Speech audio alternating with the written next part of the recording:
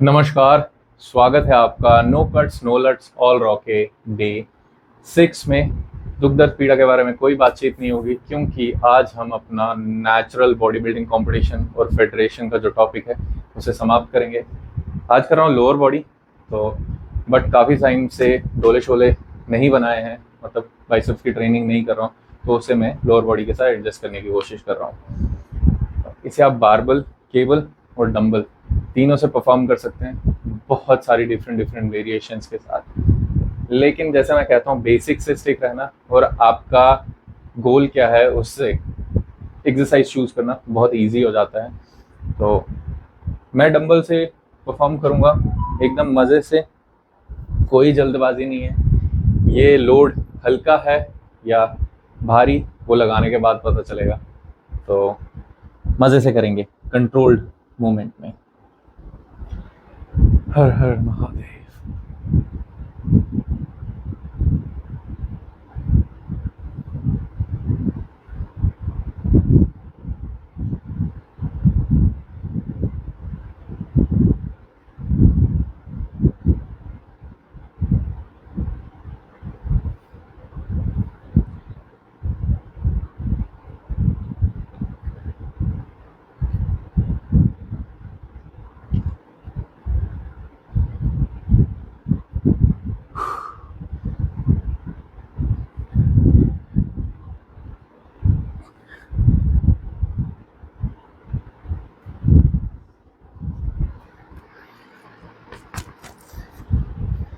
Heavy तो नहीं है, तो भारी तो नहीं लग रहा है, बट पता चल रहा है कि काफ़ी लंबे समय से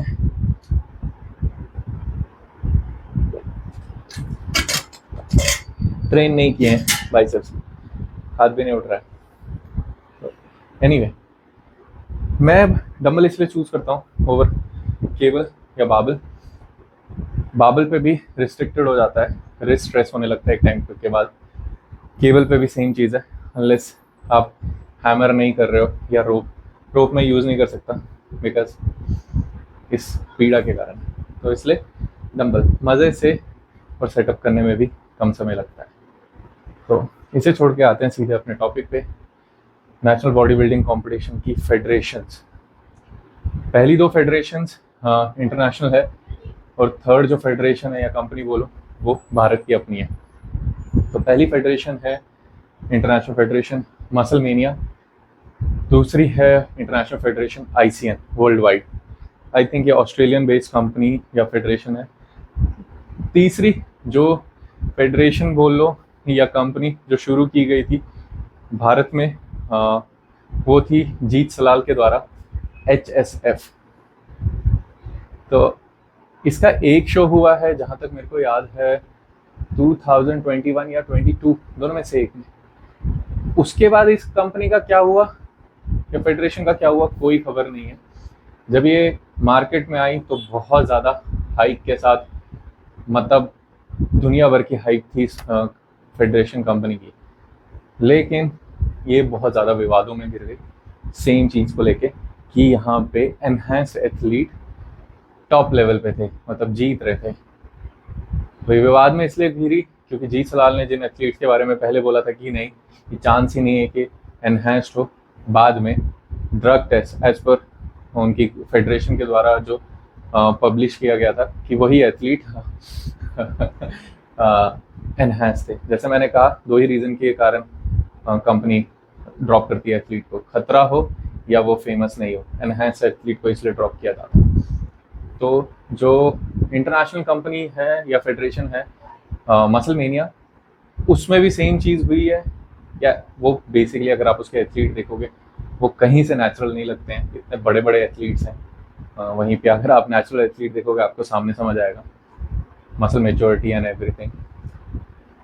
तो आई थिंक भरत सिंह वालिया वो उसके एथलीट थे जो कम्पीट करते थे।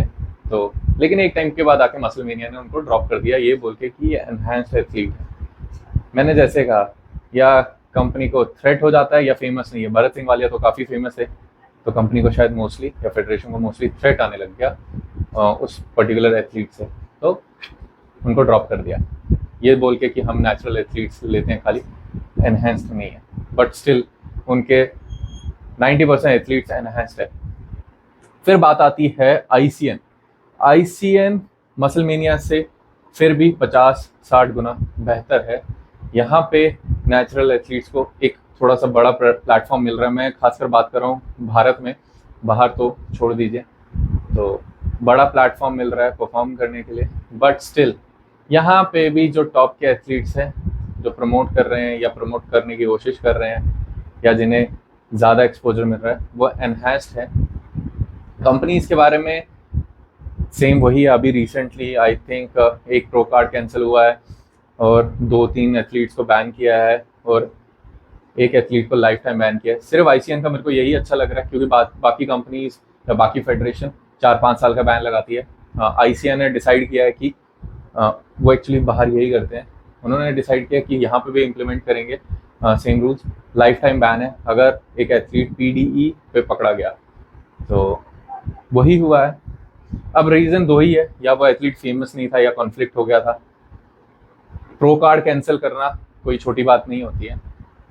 अब मज़ा तब आएगा जब वो प्रो कार्ड एथलीट का नाम एक्सपोज करेंगे।